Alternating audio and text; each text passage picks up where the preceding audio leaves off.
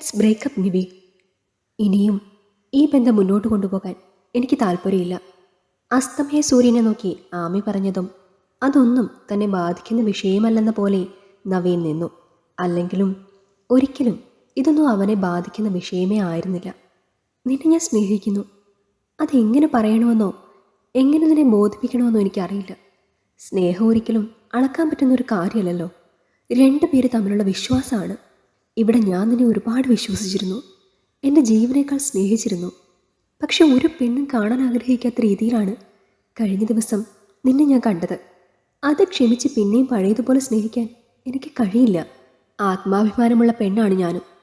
So എല്ലാം ഇന്ന് ഇവിടെ കൊണ്ട് നിർത്താം. ഇനി നീയും ഞാനും തമ്മിൽ ഒരു ബന്ധവുമില്ല. എല്ലാം ഇവിടെ കൊണ്ട് തീരണം. ഇനിയും എനിക്ക് പറ്റില്ല നിവി. നിനക്ക് പറ്റണമെന്ന് എനിക്ക് നിർബന്ധമില്ലാമേ. പവിത്രമായ ബന്ധം പോലും ഒരു ജീവിതമേ ഉള്ളൂ. അത് ആസ്വദിക്കണം എല്ലാ രീതിയിലും. നിനക്കത് പറ്റില്ല. കല്യാണം കഴിച്ച് ജീവിതകാലം മുഴുവൻ ഒരുത്തെ നോക്കാൻ എനിക്കും വയ്യ. അതുകൊണ്ട് നീ പറഞ്ഞതുപോലെ എല്ലാം നമുക്ക് ഇവിടെ നിർത്താം. നിന്നെ സഹിക്കാൻ ഏതെങ്കിലും ശ്രീരാമനെ പറ്റൂ. Goodbye. I hope I will never meet you again. തിരിച്ചുള്ള യാത്രയിൽ ബസ്സിലിരിക്കുമ്പോൾ കരയരുതെന്ന് കരുതിയെങ്കിലും അവൾക്ക് തൻ്റെ കണ്ണീർ പിടിച്ചു നിർത്താൻ കഴിഞ്ഞില്ല. ജീവനെപ്പോലെ സ്നേഹിച്ചവനാണ് ഇന്നൊരു വാക്കിൽ ബന്ധം വേണ്ട എന്ന് പറഞ്ഞത്. അവൻ അത്രമാത്രമേ ഉള്ളൂ താൻ. ആദ്യമായി നവീനെ കണ്ടത് ചെന്നൈയിൽ ജോലിക്ക് വന്നപ്പോഴാണ്. അടുത്ത ഫ്ലാറ്റിലെ മലയാളി. കുറേ തമിഴന്മാരുടെ ഇടയിൽ ഒരു മലയാളിയെ കണ്ടപ്പോഴുള്ള സമാധാനം. അങ്ങനെ സംസാരിക്കാൻ തുടങ്ങി. അവനോട് ആദ്യമായി സംസാരിച്ചത് ഇന്നും അവൾക്ക് ഓർമ്മയുണ്ട്. ഓഫീസ് ടൈം കഴിഞ്ഞ് തിരിച്ചുള്ള ഫ്ലാറ്റിലേക്ക് വരുന്ന സമയം. ലിഫ്റ്റ് വർക്കാകുന്നില്ല എന്ന് കണ്ടതും സ്റ്റെപ്പ് കയറാൻ പോയപ്പോഴാണ് എതിരെ വന്ന ആളെ ഇടിച്ചു നിന്നത്. എവിടെ നോക്കിയടി മോളെ നടക്കുന്നേ, നിനക്കൊന്ന് കണ്ണ് കണ്ടൂടെ? തട്ടി താഴെ വീണ ഉടനെ നവീൻ പറഞ്ഞതും ആമി പേടിച്ചു കണ്ണടച്ചു. സോറി, ഞാൻ അറിയാതെ. ഇനി വാക്കുകൾ പറയാൻ കഴിയാതെ വിൽക്കുന്നവളെ കണ്ട് അവന് പാവം തോന്നി. ഓ, താൻ മലയാളിയാണോ? എന്താ ഇവിടെ? ഇവിടെ മലയാളി പെൺകുട്ടികളെ കാണാറില്ല ഞാൻ അങ്ങനെ. കമ്പനി ഫ്ലാറ്റ് തന്നത് ഇവിടെയാണ്. കൂടെ കുറച്ച് കൂട്ടുകാരുമുണ്ട്. അവരെ മലയാളികളല്ല. ഇപ്പോൾ ജോലി കഴിഞ്ഞോ? കഴിഞ്ഞു. എങ്കിൽ നമുക്കൊന്ന് പാർക്കിൽ പോയാലോ? ആ, ഓക്കെ. സുന്ദരമായൊരു ബന്ധത്തിൻ്റെ തുടക്കമായിരുന്നു അത്. ചെന്നൈ പോലെ ഒരു നഗരത്തിൽ ആരുടെയും യാതൊരു ശല്യവുമില്ലാതെ അവർ പ്രേമിച്ച് നടന്നെങ്കിലും ഒരിക്കലും അതിൻ്റെ അതിർവരമ്പുകൾ ലംഘിക്കാൻ ആമി തയ്യാറായിരുന്നില്ല. എന്താ ആമി നീ ഇങ്ങനെ? നിന്നെപ്പോലെ തന്നെയല്ലേ ഇവിടെ മറ്റുള്ളവരും? കാർത്തിക്കും അരുണിമയൊക്കെ അവരുടെ ജീവിതം ആഘോഷിക്കുന്നത് നീ കണ്ടിട്ടില്ലേ? ജീവിതം ഒന്നേ ഉള്ളൂ മോളെ, നമുക്ക് ആഘോഷിക്കാം. ദീർഘമായൊരു ചുംബനത്തിന് ശേഷം അടർന്നുമാറി നവീൻ അവളോട് പറഞ്ഞതും അവൻ പറഞ്ഞതിൻ്റെ അർത്ഥം മനസ്സിലായ ആമി തലകുനിച്ചു. നിന്നോട് ഒരിക്കൽ പറഞ്ഞത് മാത്രമേ എനിക്കെപ്പോഴും പറയാനുള്ളൂ. എൻ്റെ ശരീരമാണ് ഉദ്ദേശിച്ചതെങ്കിൽ നടക്കില്ല. ശരീരം പങ്കിടുന്നത് മാത്രമല്ലല്ലോ പ്രണയം, തമ്മിൽ മനസ്സിലാക്കുന്നതാണ്, വേദനകൾക്ക് താങ്ങാകുന്നതാണ്. നീ പ്രതീക്ഷിക്കുന്നത് തൽക്കാലം നടത്തിത്തരാൻ എനിക്ക് കഴിയില്ല.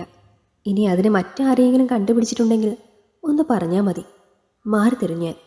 ഒരു ശല്യമാകില്ല. അല്ലാതെ എനിക്ക് പറ്റില്ല. ഇനി എത്ര ശ്രമിച്ചാലും എന്നെക്കൊണ്ട് പറ്റില്ല നവീൻ. ആമി തറപ്പിച്ചു പറഞ്ഞതും നവീൻ ടേബിളിലിരുന്ന ജഗ് തറയിലെറിഞ്ഞു പൊട്ടിച്ച് അവൻ ദേഷ്യം തീർത്തിറങ്ങിപ്പോയി. ആദ്യം വിഷമം വന്നുവെങ്കിലും അതിപ്പോൾ ശീലമായതുകൊണ്ട് തന്നെ ആമി അത് കാര്യമാക്കിയില്ല. ദിവസങ്ങൾക്ക് ശേഷം ഒരിക്കൽ തലവേദന കാരണം ആമി നേരത്തെ ഓഫീസിൽ നിന്നിറങ്ങി. ആമിയുടെ ഫ്ലാറ്റിൻ്റെ അടുത്ത് തന്നെയാണ് നവീൻ്റെ റൂം.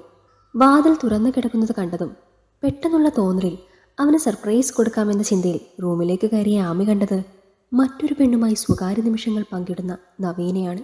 അവളെ കണ്ടെങ്കിലും യാതൊരു കുറ്റബോധവുമില്ലാതെ നിൽക്കുന്ന അവനെ കണ്ടതും മറ്റൊന്നും പറയാതെ അവൾ റൂമിൽ നിന്നിറങ്ങിപ്പോയി. പിന്നീട് അവനെ കാണുന്നത് ഇന്നിനി ഒരു ബന്ധവുമില്ലെന്ന് പറയാനാണ്. ഒരു ബ്രേക്ക് വേണമെന്ന ചിന്തയിൽ അവൾ ചെന്നൈയിലെ ജോലി റിസൈൻ ചെയ്തു നാട്ടിൽ പോയി. അവിടെ തന്നെ അടുത്തുള്ള കമ്പനിയിൽ ചെറിയൊരു ജോലിയും. ജീവിതം വലിയ പ്രശ്നങ്ങളൊന്നും തന്നെ ഇല്ലാതെ മുന്നോട്ട് പോകുമ്പോഴാണ് അച്ഛൻ കല്യാണം എന്ന കാര്യം മുന്നിലേക്ക് വെച്ചത്. ഇനിയൊരു ബന്ധത്തിന് താല്പര്യമില്ല എന്ന് പറഞ്ഞെങ്കിലും വീട്ടുകാരുടെ വാശിക്ക് മുൻപിൽ അവൾക്ക് തോൽക്കേണ്ടി വന്നു. നല്ല ഒരു ബന്ധം വന്നപ്പോൾ അവർ ഒന്ന് പെണ്ണ് കണ്ട് പൊക്കോട്ടെ എന്ന അച്ഛൻ്റെ നിർബന്ധത്തിൽ അവൾ തോറ്റുപോയി. എനിക്കൊരാളെ ഇഷ്ടമായിരുന്നു, പക്ഷെ അധികകാലം അത് നിലനിന്നില്ല. ഇനി മറ്റൊരു ബന്ധം അങ്ങനെയൊന്ന് എൻ്റെ ചിന്തയിൽ തന്നെ ഇല്ലായിരുന്നു. അച്ഛൻ്റെ വാശിയാണ് ഈ ആലോചന. ഇഷ്ടമായില്ലെങ്കിൽ അങ്ങനെ തന്നെ പറയണേ അച്ഛനോട്. ഇനി ഞാനൊന്നും മറച്ചു വെച്ചു എന്ന് പറയരുത്. ചെക്കനും പെണ്ണിനും എന്തെങ്കിലും സംസാരിക്കാനുണ്ടെങ്കിൽ ആകാം എന്ന് പറഞ്ഞപ്പോൾ കാര്യം പറയാൻ വേണ്ടി പുറത്തേക്ക് വന്നതായിരുന്നു ആമിയും ഗോകുലും. എനിക്ക് തന്നെ ഇഷ്ടമായി. പിന്നെ റിലേഷനെല്ലാം ഇന്നത്തെ കാലത്ത് എല്ലാവർക്കും ഉള്ളതല്ലേ. അതും മനസ്സിൽ വെച്ച് മറ്റൊരാളുടെ ഭാര്യയായ ശേഷം അവരെ ചതിക്കുന്നതാണ് തെറ്റ്. പിന്നെ തന്നെ ഞാൻ നേരത്തെ ചെന്നൈയിൽ കണ്ടിട്ടുണ്ട്. എൻ്റെ ഒരു ഊഹം ശരിയാണെങ്കിൽ അപ്പോൾ തൻ്റെ കൂടെ കണ്ട ചെക്കനായിരിക്കും അല്ലേ തൻ്റെ എക്സ് ബോയ് ഫ്രണ്ട്. കഴിഞ്ഞ കാലം എല്ലാം നമുക്ക് മറക്കാടോ. എന്നിട്ട് ഫ്രഷായൊരു പുതിയ ജീവിതം തുടങ്ങാം. എന്താ, തനിക്ക് സമ്മതമാണോ? ഇനി മൈൻഡ് പ്രിപ്പയർഡ് അല്ല എങ്കിൽ ടേക്ക് യുവർ ഓൺ ടൈം. നമുക്ക് നന്നായി മനസ്സിലാക്കിയ ശേഷം ഒരു പുതിയ ജീവിതത്തെക്കുറിച്ച് ചിന്തിക്കാം.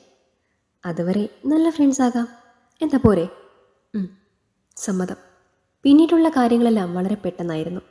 അടുത്തുള്ള ഏറ്റവും നല്ല ദിവസം തന്നെ ആമി ഗോകുലിൻ്റെ ഭാര്യയായി. നവീനെ വിളിക്കാമെന്ന് ആമി പറഞ്ഞിരുന്നുവെങ്കിലും ഗോകുൽ ആമി അറിയാതെ തന്നെ നവീനെ വിളിച്ചു. തൻ്റെ പുതിയ ഗേൾ ഫ്രണ്ടായിട്ട് കല്യാണത്തിന് പോയ നവീൻ ശരിക്കും അവിടെയുള്ള അലങ്കാരങ്ങൾ കണ്ട് അത്ഭുതപ്പെട്ടു. അവൻ വിചാരിച്ചതിലും ഒരുപാട് ഉയരെയായിരുന്നു ആമിയുടെ ജീവിത സാഹചര്യം എന്നതും. മാണിക്യത്തെയാണ് കൈവിട്ടതുമെന്ന ചിന്ത അവന് വല്ലാത്ത കുറ്റബോധം കൊടുത്തപ്പോൾ അതേസമയം ആമി ഗോകുലിൻ്റെ ഒപ്പം അവരുടെ പുതിയ ജീവിതത്തെക്കുറിച്ച് സുന്ദരമായ സ്വപ്നം കാണാൻ തുടങ്ങിയിരുന്നു. ഈ കഥ നിങ്ങൾക്കിഷ്ടമായെങ്കിൽ ലൈക്ക് ചെയ്യൂ. നിങ്ങളുടെ അഭിപ്രായങ്ങൾ കമൻ്റായി രേഖപ്പെടുത്തൂ. കൂടുതൽ കഥകൾ കേൾക്കാൻ ഈ ചാനൽ സബ്സ്ക്രൈബ് ചെയ്യൂ.